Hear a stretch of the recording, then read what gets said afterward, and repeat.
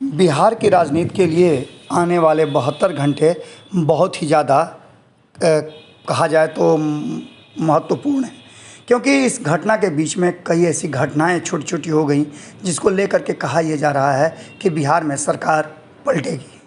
आपको हमने खबरों में बताया था कि अभी से 24 घंटा पहले नीतीश कुमार और तेजस्वी यादव में बातचीत हुई है और बहुत सारे मुद्दों पर घंटों विमर्श किया गया है। उसके बाद आपने देखा कि प्रतिरोध मार्च निकाल करके तेजस्वी यादव ने बहुत सारी बातें कही और तेजस्वी यादव के खेमे से ये बात कही जाने लगी कि समाजवादी सरकार का वक्त आ गया है।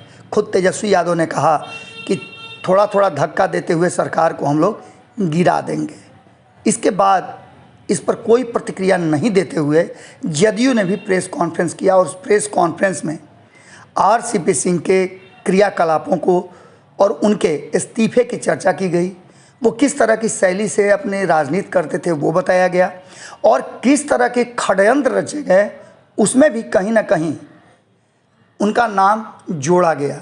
इन सारी बातों को लेकर के एक बात तो तय मान के चलिए कि कहीं ना कहीं जदयू के मन में भारतीय जनता पार्टी के प्रति जो विचार है वो खुल करके सामने आ गए हैं।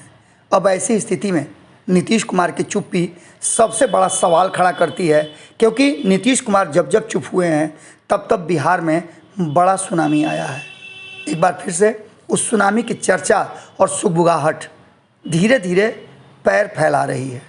भारतीय जनता पार्टी का कोई भी नेतृत्व बोलने के लिए तैयार नहीं है। हालांकि नवल किशोर यादव ने स्पष्ट कहा है कि वो कहीं नहीं जा रहे हैं, हमारे साथ हैं और हमारे साथ ही रहेंगे।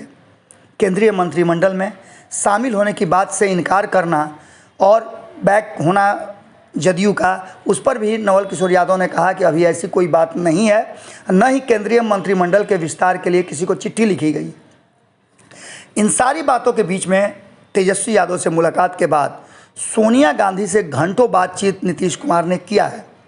ये बात इशारा कर रही है कि आने वाले देश की राजनीति बिहार की राजनीति को लेकर के शुरू हो गई है। बिहार देश का नेतृत्व करेगा, ये भी संभावनाएं जो हम लगातार कहते आ रहे हैं उस पर मुहर लगती हुई दिख रही है। आपको बता दें कि पहले भी हमने आपको G23 की बात बताई थी और कहा था कि सोनिया गांधी से नीतीश कुमार बातचीत नहीं कर रहे हैं। G23 में नीतीश कुमार का नाम सबसे ऊपर है, लेकिन अब तक उनकी बातचीत किसी भी विपक्ष के नेता से नहीं हो पाई है। वो पूरी तरह से अभी एनडीए का हिस्सा है। लेकिन अचानक से नीतीश कुमार ने अपने सभी विधायकों को पटना तलब किया है और विधायक दल की बैठक में बड़ा फैसला लेने जा रहे हैं। वहीं राष्ट्रीय जनता दल भी अपने विधायकों को पटना में रहने के लिए 3 दिनों का अल्टीमेटम दे चुका है। तो तीसरी तरफ हिंदुस्तानी अवाम पार्टी ने भी अपने विधायकों को बुलाया है। इन सबसे महत्वपूर्ण बात यह है कि भारतीय जनता पार्टी इस पूरे मुद्दे पर वेट एंड वॉच की स्थिति में है। नीतीश कुमार के फैसले पर भारतीय जनता पार्टी का क्या रिएक्शन होगा ये तो आने वाला वक्त बताएगा। लेकिन एक बात निश्चित है कि नीतीश कुमार और सोनिया गांधी की बातचीत अंतिम मुकाम पर पहुंचने की स्थिति में है और ये इशारा कर रही है कि आने वाले समय में नरेंद्र मोदी के विरुद्ध नीतीश कुमार बड़े नाम के रूप में सामने आ सकते हैं, जिस पर कांग्रेस की मुहर लगनी जरूरी है।